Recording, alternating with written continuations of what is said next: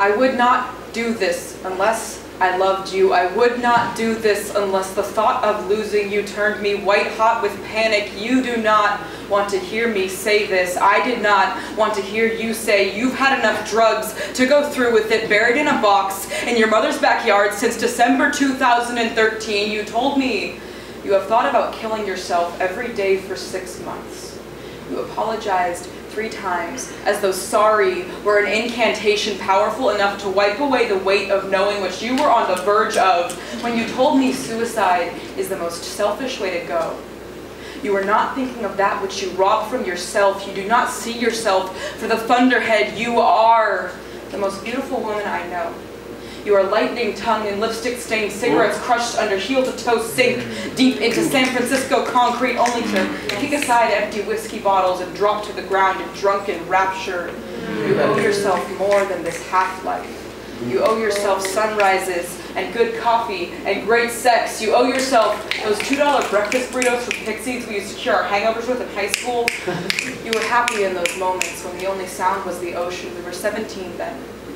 We had not yet forgotten what sanity felt like. We had not yet learned how to miss it. I do not remember much about that Friday the 13th last March when I drank an entire bottle of Fireball after we got discounted tattoos together, but I do remember that you smiled. And when you smiled, I could see the flame of you still burning underneath the depression by then sank so deep into you, wanted to leave you, have to come back. So if you never trust me again, know that I loved you. Know that I loved you enough to let you hate me. If this is what it takes to save your life, I told your mother everything in a Facebook message, and I hope you hate me for that. I hope you hate me more than you ever hated yourself. I hope you're getting burned with it. And if you cannot forgive me, I understand, but I will not tell you that I am sorry. You asked me why I told your mother. I told her because we are children.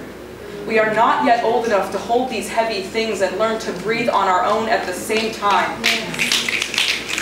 And sometimes you will need more than 2 hands to hold yourself up without breaking your own back. There is no shame in this. I told your mother because when you once again find your voice, the shape of it will be that which shakes mountains into dust. It is a devastation this world would be worse for the lack of, because there will be more nights blurry with liquor and hazy with nicotine. There will be sunrises heavy with headache and heartache and love. And you will wake at dawn with the rest of us.